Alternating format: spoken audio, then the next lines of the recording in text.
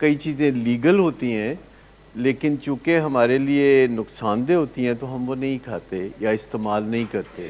مجھے پتہ ہے آپ تو بہت سمجھدار ہیں. اور کئی لوگ سمجھتے ہیں کہ امریکہ یا یورپ جیسے ترقی یافتہ ممالک میں جو ترقی ہے وہ شاید اس وجہ سے ہے کہ لوگ وہاں شراب پیتے ہیں یا چرس پیتے ہیں. تو میں آپ کو بتاؤں کہ وہ دو قسم کے لوگ وہاں رہتے ہیں. ایک جو ترقی کا باعث بنتے ہیں، رات کو 9 بجے سو جاتے ہیں، صبح 5 بجے اٹھتے ہیں، 6 بجے سڑکوں پہ ہوتے ہیں. ترقی ان کی وجہ سے ہے. اور جو وہاں قوم ترقی ہوئی ہے وہ اس وجہ سے ہے کہ رات کو دیر تک جو جاگتے ہیں اور نشے کرتے ہیں، تو وہ قوم اس وجہ سے ترقی ہوئی ہے.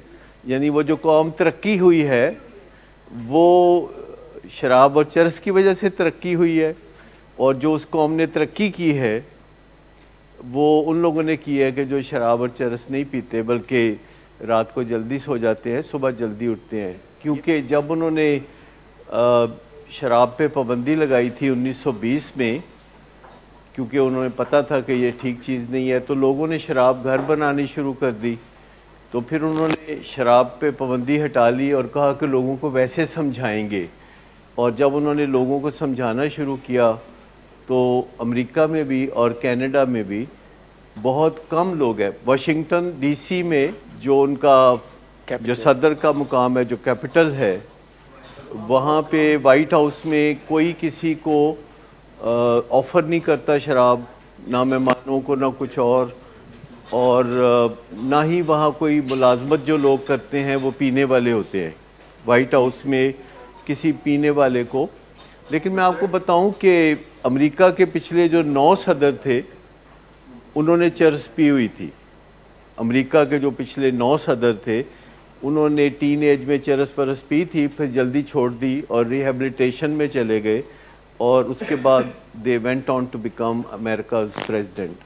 جارج بش ایک تھے، جارج بش جونیئر، انہوں نے شراب چھوڑی تھی لیکن انہوں نے علاج کے بغیر چھوڑی تھی. باقی سب جو 8 صدور تھے انہوں نے علاج سے چھوڑی تھی اور ریہیبلیٹیشن کے پروسیس سے نکل کے وہ امریکہ کے صدر بن گئے. کہ جو باتیں ریہیبلیٹیشن کے پروسیس میں سیکھنے کو ملتی ہے وہ زندگی سے تعلق رکھتی ہیں، اور جو اسکول کالج یونیورسٹی سے تعلق رکھتی ہیں وہ ایجوکیشن کے سٹرکچر کو سمجھنے میں مدد دیتی ہیں. وہ ورکنگ ٹولز ہیں. جیسے کہ آپ کو پتہ ہے کہ کمپیوٹر جب آپ بازار سے خریدتے ہیں تو اس میں ایک پروگرام جو کمپیوٹر کو آپریٹ کرنے کا پروگرام ہے وہ اس میں آلریڈی ہوتا ہے، اور باقی پروگرام اس میں ڈالے جاتے ہیں، پھر آپ اپنی مرضی سے ڈالتے ہیں جو ضرورت کے مطابق. جو اسکول کالج یونیورسٹی ہے وہ بیسک پروگرام آپ کو دیتی ہے زندگی گزارنے کا، اسی لیے اس کا پھر امتحان وغیرہ بھی ہوتا ہے. لیکن بعد میں جو کچھ آپ پڑھتے ہیں تو اس کا امتحان نہیں ہوتا، اور آپ کو وہ بہت فائدہ دیتی ہیں چیزیں اور زندگی گزارنے میں مدد دیتی ہیں. آپ کو بوریت سے نجات دیتی ہیں، آپ کو چیلنجز میں مزہ آنے لگتا ہے.